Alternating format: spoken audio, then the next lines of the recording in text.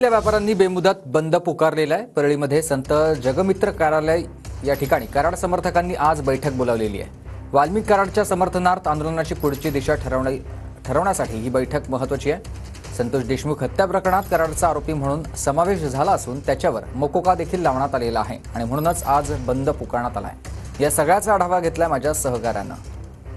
वाल्मिकांना यांच्या कार्यालयाचा गुन्हा दाखल करण्यात आला होता आणि त्यांना काल कोर्टामध्ये देखील केसच्या कोर्टामध्ये हजर करण्यात आलं होतं। त्यानंतर पाहिलं तर स्वतः वाल्मिका यांची आई पालुताई कराड यांनी माझ्या मुलावर जे खोटे गुन्हे लावण्यात आलेले आहेत ते वापस घ्यावे या मागणीसाठी पाहिलं तर काल दिवसभर त्यांनी पोलीस स्टेशनसमोर आंदोलन करण्यात आलं होतं। आज सकाळी टोटल समाज बांधवांच्या वतीने सकल समाजाच्या बातमीतून पाहिलं तर आज सकाळी 10 वाजता एक बैठक असणार आहे आणि या बैठकीमध्ये पुढची काय दिशा असणार आहे हे आपल्या ठरले जाणार आहे। काल पाहिलं तर व्यापारी बांधवांना काल सोपुतने जोपर्यंत वाल्मिकांना न्याय मिळत नाही तोपर्यंत हे मार्केट असंच बंद राहणार असे देखील पवित्रा घेतला होता। आज पाहिलं तर सकाळपासून सगळं संपूर्ण दुसरा दिवस आहे, मार्केट बंद आहे।